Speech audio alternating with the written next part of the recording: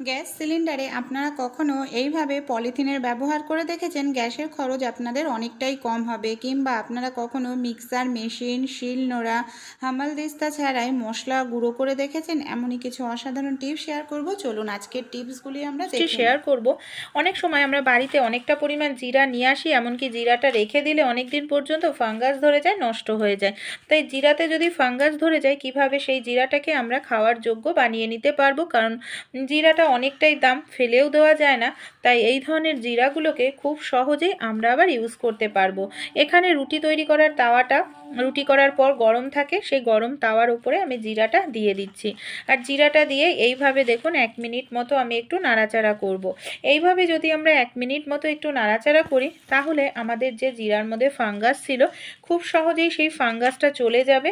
এমনকি আমাদের জিরাটার যে গন্ধটা ছিল না, একেবারে বাজে দুর্গন্ধ হয়েছিল, সেই গন্ধটাও চলে যাবে। তাই ভালো লাগলে এই টিপসটি আপনারাও কিন্তু ট্রাই করতে ভুলবেন না। পরবর্তী যে টিপসটি শেয়ার করব রিমোট নিয়ে। আমাদের বাড়িতে প্রত্যেকেরই এই ধরনের টিভির রিমোট, এসির রিমোট তো থাকেই। আমরা টিভি চালিয়ে থাকি, কিন্তু অনেক সময় কি হয়, রিমোটটা যখন শেষ হয়ে যায় ব্যাটারি, খুলতে গেলে আমাদের টানাটানি করতে লাগে, সহজে খোলা যায় না, হাতও ব্যথা হয়ে যায়। তাই আপনারা কি করবেন, একটি সেফটি পিন নিয়ে নিন। সেফটি পিনের সাহায্যে হালকা এইভাবে একটু চাপ দেবেন, দেখবেন খুব সহজেই কিন্তু আপনারা খুলে ফেলতে পারছেন ব্যাটারিটা। এমনকি আপনাদের নখ দিয়ে টানাটানি করার কোনো রকম প্রয়োজন পড়বে না। ভালো লাগলে অনেক সময় দেখা যায় আমাদের চালের মধ্যে পোকা ধরে যায়, এই দেখুন নড়ছে পোকাগুলো। কারণ অনেক সময় আমরা বস্তায় চাল কিনে আনি, আর পুরোটা চাল হয়তো লাগে না, শেষ হতে 3-4 মাস লেগে যায়, আর এইভাবে পোকা ধরে যায়। দূর করার জন্য আপনারা দুটি কাজ করতে পারেন। চাইলে ওই পুঁটলিটা, মানে লঙ্কা হলুদের পুঁটলিটা দিয়ে রাখতে পারেন, তাহলে পোকা ধরবে না আপনাদের চালে কখনোই। আর পোকা যদি একান্তই ধরে যায়, ফ্রিজের ঠান্ডা জল আপনারা এইভাবে দিয়ে চালের ঠিক মাঝখানে রেখে দিন। এবার দেখুন আমি জলের মধ্যে দিয়ে দেব কিছুটা ভিনিগার।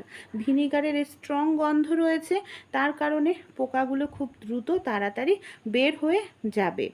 আর যদি পোকা আপনাদের ধরে যায়, এই পদ্ধতিটি অ্যাপ্লাই করবেন। কিছুটা ঢাকনা ফাঁকা রেখে এইভাবে রেখে দেবেন, আধ ঘন্টা মতো, দেখবেন পোকা চালের পাত্রে ড্রাম দিয়ে বা পাত্র দিয়ে বের হয়ে যাচ্ছে।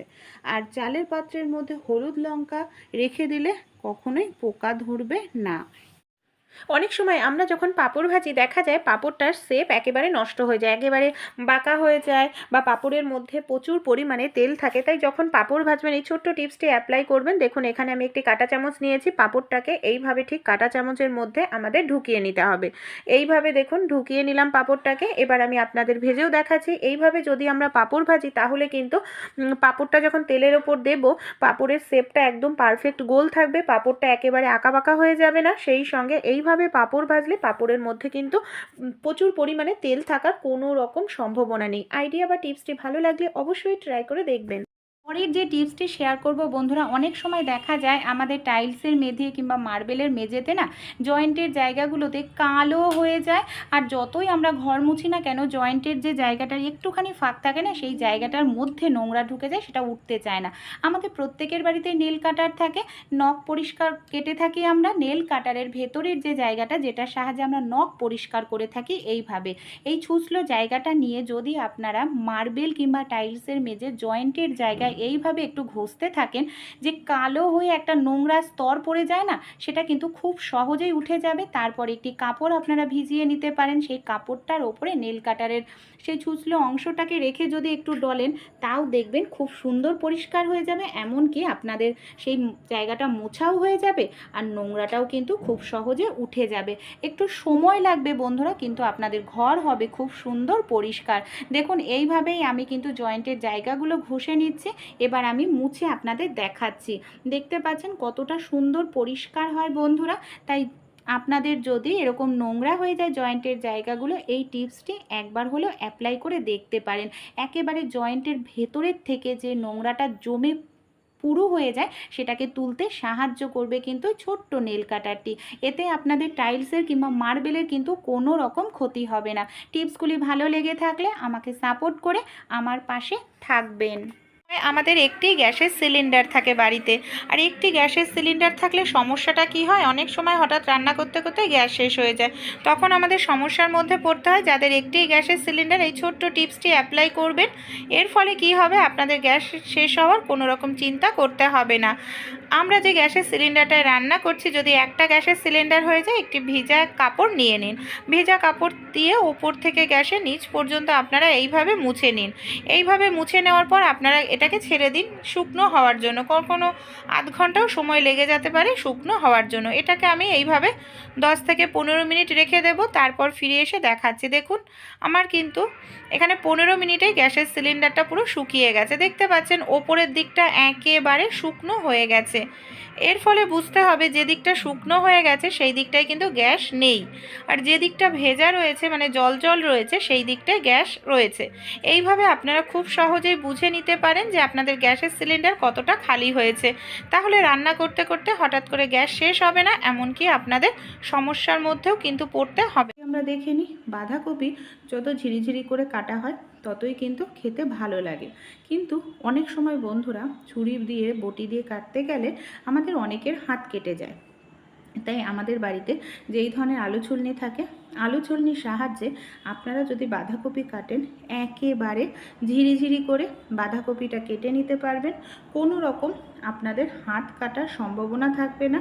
আর এইভাবে যদি বাঁধাকপি কাটেন, সময়ও কম লাগবে আর আপনাদের কাজটাও খুব দ্রুত হয়ে যাবে। তাছাড়াও আরও একটি পদ্ধতি আছে বন্ধুরা, তার সাহায্যে বাঁধাকপি কাটতে পারেন। ছুরি বটির প্রয়োজন পড়বে না, গ্লাস আমাদের প্রত্যেকের বাড়িতেই থাকে। গ্লাস নিয়ে নিন, ছোট বা বড় যে কোনো, যাতে মুখটা একটু ধার থাকে। এই ধরনের গ্লাস দিয়েও আপনারা খুব দ্রুত কম সময়ের মধ্যেই ঝিরিঝিরি করে কিন্তু বাঁধাকপি কেটে নিতে পারেন। এই দেখুন কত কম সময়ের মধ্যে কতটা পরিমাণ কেটে নিচ্ছে, এমনকি হাত কাটার কোনো রকম সম্ভব করব। চা পাতা আমরা কম বেশি প্রত্যেকেই খাই। অনেক সময় চা নিয়ে এসে আনার পর কৌটোয় ঢেলে দিই। কৌটোয় ঢালার পর দেখা যায় চা করলে চায়ের কাপের নিচে ডাস্ট থাকে, গ্যাস অম্বল হয় এই চায়ের ডাস্টের কারণে। তাই চা আনার পর কখনোই ডাইরেক্ট কৌটোয় ঢালবেন না। এইভাবে একটি আটা চালনির মধ্যে চাটা রেখে আপনারা চাটাকে যদি ছেলে নেন, দেখবেন খুব সহজেই চায়ের মধ্যে যে ডাস্ট রয়েছে সেটা কিন্তু বের হয়ে যাবে। এইভাবে চেলে আমি আপনাদের দেখাচ্ছি। এই দেখুন কি পরিমাণে ডাস্ট ছিল, সেই ডাস্টটা কিন্তু একেবারে বের হয়ে গেছে। চলুন পরের টিপসটি আমরা দেখে নিই। এখানে দেখুন আমি কিছুটা পরিমাণ জিরা, শুকনো লঙ্কা নিয়েছি, শুকনো কড়াইতে হালকা একটু ভেজে নিয়েছি। অনেক সময় হয় আমাদের কারেন্ট চলে যায় বাড়িতে, কারেন্ট থাকে না, শিলনোড়াও অনেকের বাড়িতে এখন থাকেও না। দেখুন এইভাবে একটি কৌটো আপনারা নিয়ে নেবেন। তারপর আমাদের বাড়িতে যে বেলুন থাকে, বেলুন দিয়ে এইভাবে যদি হালকা করে একটু বাড়ি দিতে থাকেন, খুব সহজেই আপনারা কিন্তু মশলাটা করে নিতে পারবেন। এইভাবে দেখুন কত সহজেই মশলাটা আপনাদের গুঁড়ো হয়ে যাবে। এমার্জেন্সির সময় এই ছোট্ট টিপসটি অ্যাপ্লাই করতে পারেন। মশলা আপনাদের ছিটেও আসবে না, যেহেতু কৌটোটা উঁচু হওয়ায় খুব সহজেই হয়ে যাবে। শুধু এই ধরনের মশলা না, আদা রসুন পেঁয়াজও আপনারা পেস্ট করে নিতে পারেন। গ্যাস সিলিন্ডারে আপনারা কখনো পলিথিনের ব্যবহার করেছেন? কেন আমরা গ্যাস সিলিন্ডারে পলিথিনের ব্যবহার করব চলুন দেখে নিই। প্রত্যেক মাসেই কিন্তু রান্না করার জন্য আমাদের গ্যাস সিলিন্ডার প্রয়োজন হয়। আমরা যেখানে গ্যাস সিলিন্ডার রেখে থাকি মিনিমাম দেখবেন 1 মাস কিংবা অনেকের বেশি যায়, অনেকের কমও যায়, 1-1.5 মাস গ্যাসটা থাকে।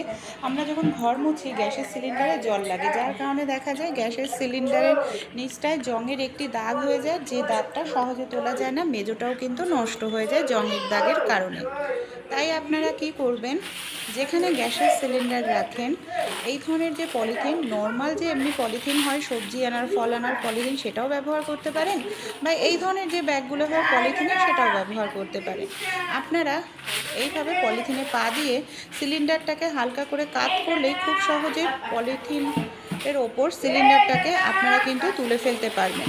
আপনারা যদি প্রত্যেক মাসে এইভাবে পলিথিনের ওপর সিলিন্ডারটা রাখেন, তাহলে দেখবেন আপনাদের মেজোতে কোনো রকম জংয়ের দাগ কিন্তু হবে না। এর ফলে আপনাদের মেজোও কিন্তু নষ্ট হবে না। আর যে কোনো জায়গায় খুব সহজেই আপনারা সিলিন্ডারটাকে এক জায়গা থেকে আরেক জায়গায় নিয়ে যেতে পারবেন। পলিথিনের কারণে মেজোতে দাগ হয় না। অনেক সময় আমাদের গ্যাসের বার্নারের সাইড থেকে এইভাবে গ্যাস লিক হতে থাকে। কি হয়, গ্যাসের সিলিন্ডার অনেক দিনের পুরনো হয়ে গেলে এই সমস্যাটা কিন্তু দেখা দেয় গ্যাসের সিলিন্ডারটা ধীরে ধীরে গ্যাসের সিলিন্ডারের বার্নারটা ক্ষয় হতে থাকে, যার কারণে এই সমস্যাটা আমাদের হয়ে থাকে। তাই আপনারা ছোট্ট একটি কাজ কিন্তু করতে পারেন। কম বেশি প্রত্যেকেরই আমাদের বাড়িতে যে টুথপেস্ট থাকে, আপনারা সামান্য পরিমাণ একটু টুথপেস্ট নিয়ে নিন। গ্যাসের বার্নারটা যেখানে আপনাদের গ্যাস লিক হচ্ছে বা ক্ষয় হয়ে গেছে, সেই বার্নারের 4 সাইডে আপনারা এইভাবে টুথপেস্টটাকে লাগিয়ে দিন। এই টুথপেস্ট কি করবে, ক্ষয় রোধ করবে। তারপর দেখুন আমি বার্নারটা জ্বালিয়েও আপনাদের দেখাচ্ছি, কত সুন্দর দেখুন, আর গ্যাসটা কিন্তু লিক হচ্ছে না। ভালো লাগলে ট্রাই করবে।